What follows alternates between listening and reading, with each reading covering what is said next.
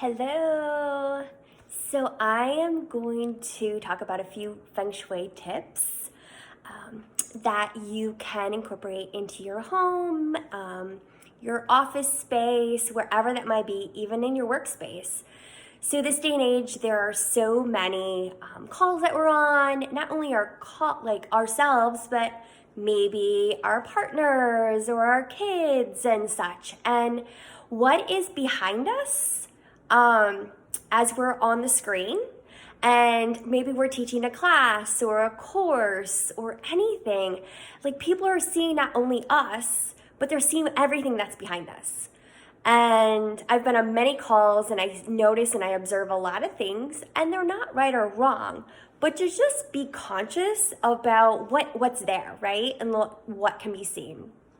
And it's little things, because sometimes we get bored and we may like pin a video because we want to see things better, and then we start seeing things. But yes, also like how our desk is set up, like what we're seeing. So there's kind of like, there's different aspects of it. So what I'm going to talk about here just quickly is, this is my space, my home space. And so I typically sit at my desk, and this is the space behind me. And I have consciously chosen this. So also the floor that's right here is where I'll teach yoga. So that will, some of this, what you're seeing right here, will be my background. Get it? And I change out my flowers and such, and they're alive, right? So they're live flowers. And also we could have beautiful faux flowers, and that's perfect too. Just being aware of like that adds aliveness. So I chose the art piece behind me. Actually, it's a local artist here in Portland, Oregon, and I actually had her made it for me. And I love it. It's a macrame, and I will show a little bit later, but I chose it too because of the name. Actually, when she dropped it off to me, she named it Intuitive Flow, and I love that. Because I believe in energy, right? Like I believe in all this. So, and it just has a lot of texture, and it's a piece of art. Maybe people like it or not, but it's pretty neutral, right? Recently, I have, all right, it's holiday time. I have moved all my belongings. I've had in storage in Atlanta, and I recently moved all of them up here to Portland. So I am merging some of my favorite things that I've had in storage into my life right now. And it's been fun, and it's emotional, and everything holds energy. So I recently have chosen these two pieces of art. They're Sid Dickens, and I have many of them. I chose those because they popped up in one of the boxes I unpacked. And there was a few other pieces, but I chose these specifically because of the meaning behind them.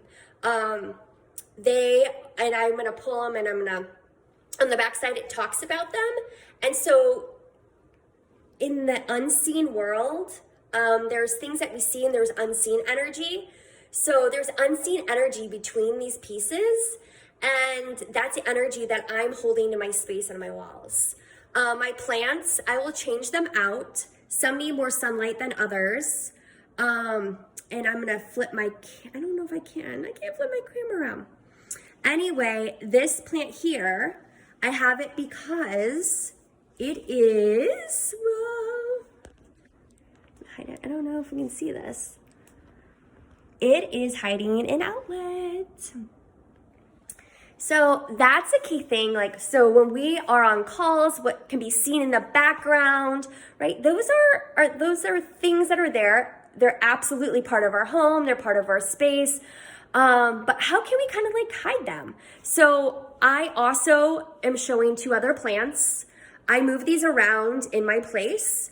One's a peace lily. So again, energetically, like it's a peace lily. It does need light.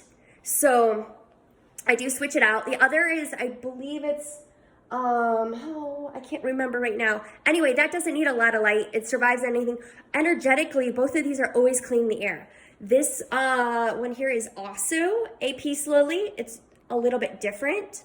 So from a Feng Shui perspective, they're great air quality cleaners, and they're live. So really be aware of the plants that you have in your home. Like, are they alive, or are they dying, or are they dead? Because that's the energy that's showing up. The other aspect I want to show of my desk space is going to be in the next one, is what am I looking at when I'm sitting at my computer? What's on my desk?